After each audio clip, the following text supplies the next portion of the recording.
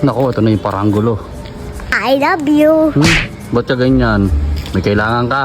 Grabe ka naman pa. Pag naglalambing, may kailangan agad. Naninibago kasi ako sa iyo eh. At least ako bago, ikaw luma. Luma, anak ko, antek. Pasarap ng luto ni mama kaganina, no? Hindi ko nga na-enjoy eh. Sabi ko kasi kay mama, well done eh. Gusto mo palagi well done. Titigyan mo na lang yung pet mo. Wait, hindi naman totoste eh. Kakaganyan mo sa akin. Ang tawag na nila sa'yo, little malupiton. Sino ba si Malupiton?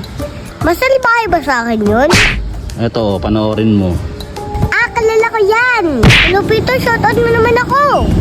Shoutout niya kaya ako? Ewan ko.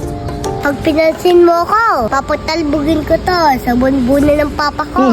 Ayoko, sa bunbunan pa, ayoko. Ang laki-laki dyan eh. Joke lang! Patola, parang lola.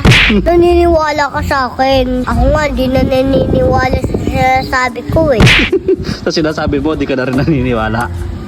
Bakit ka ba kasi nandito? Ano bang kailangan mo? Potlong! Potlong. May nakita kasi ako nagtitinda ng balot dun eh.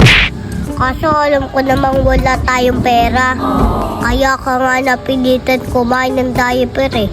Hoy, hindi na to amoy tae. Paamoy nga. Oh. Ma, may tarak na ng basura!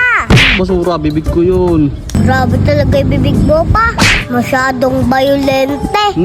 Violente. Pakasal na ba kayo nila mama?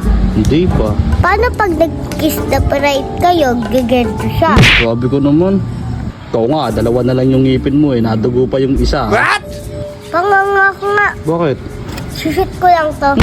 Ano to, ring? Laki-laki niyan, ayoko. Pingin lang akong pera pa. Wala nga akong pera dito. Ang hina ko naman sa'yo. Samantalang pag Pasko, kinukuha mo lahat ng pera ko. Inintira mo palagi sa akin, barya. Matalino ka. Unggoy yan. Unggoy, bahala ka.